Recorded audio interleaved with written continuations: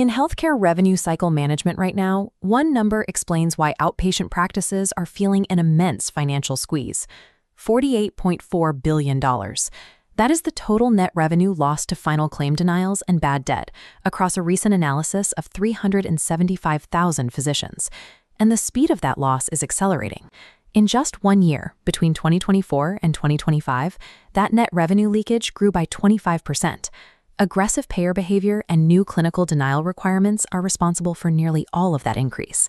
As this chart mapping Kodiak Solutions data shows, initial denial rates reached 11.6% in 2025, driving that steep leakage curve, regardless of how accurately a practice bills. When we scale this trend down to look at a single, mid-size practice, the impact on cash flow is immediate. More claims are denied on the first pass, fewer are overturned on appeal, and the practice's insured patient yield drops down to 42.4%. Mid-sized medical practices are currently absorbing the impact of a macroeconomic shift. They are fighting a structural payer problem they simply cannot control. To defend against this, we have to look at the timeline of a healthy revenue cycle. This horizontal timeline defines 3 distinct zones based on Medical Group Management Association benchmarks. Top-performing practices keep their accounts receivable under 40 days. Hitting 40 days is a warning threshold, and anything past 55 days indicates a systemic problem. The danger comes from aging bucket creep. When follow-up is delayed, unresolved claims quietly migrate out of that healthy 30-day window and creep into the dangerous 60- and 90-day categories. A single denied claim carries an immediate time penalty. The moment a claim hits a denial checkpoint, the necessary follow-up automatically adds 15 to 30 days to the practice's collection cycle. If those claims are not worked promptly and they cross the 120-day mark, the probability of collecting on them drops severely. At that stage, the revenue is increasingly likely to be written off entirely. A healthy accounts receivable queue is bound by unforgiving financial physics. Time destroys the probability of collection, which means speed is the only viable defense. But the operational reality of managing billing clashes with that math. Outpatient practices rely heavily on in-house billing support staff, a role that sees a structural turnover rate of 33.3%.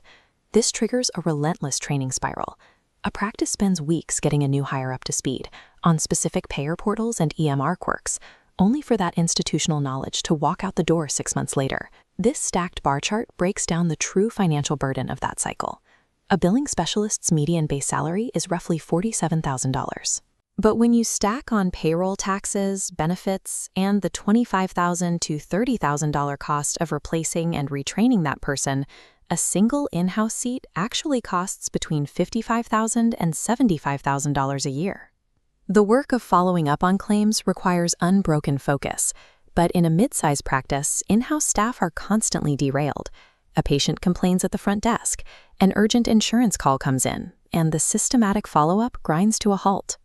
Attempting to solve a time-sensitive, mathematically rigid problem with an interruptible workforce creates a recurring backlog. Every staff resignation or front desk fire pushes more claims toward that 120-day write-off threshold. To fix the math, over 800 mid-size practices have replaced the single in-house hire with a dedicated outsourced specialist team. Every specialist on this team holds professional AAPC or AHIMA coding credentials. These specialists work natively inside the practice's existing software, whether it is Epic, Athena, or eClinicalWorks. This direct access removes the lag of screen sharing and the bottlenecks of external portals. This diagram illustrates how AI-augmented tools drive their workflow. Raw, unsorted claims drop into the system and are instantly filtered by an AI logic gate. The software analyzes denial risk, routing urgent claims into high-priority lanes before a human ever touches them. This creates a dedicated operational rhythm. Specialists work the sorted queue daily, executing protocols without being pulled away by front desk distractions. Because the model is highly specialized, it costs $399 per week. That works out to roughly $20,000 a year, a fraction of the fully loaded in-house expense. This structure transforms accounts receivable from an unpredictable human resource headache into the stable, highly scalable daily operational discipline. Integration moves quickly. This timeline card outlines the standard 14-day go-live window, covering workflow mapping, software access setup, and strict protocol training. The entire workflow operates inside an enterprise-grade security infrastructure, aligned with SOC 2 Type 2 and ISO 27001 protocols to ensure patient data is continuously protected.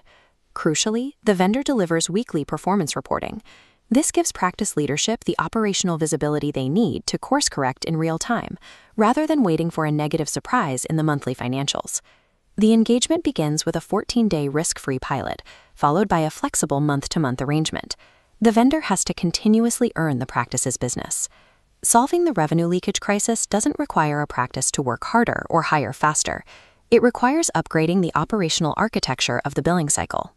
To see exactly how this model maps to your specific software and payer mix, book a 30-minute strategy call today at staffingly.com.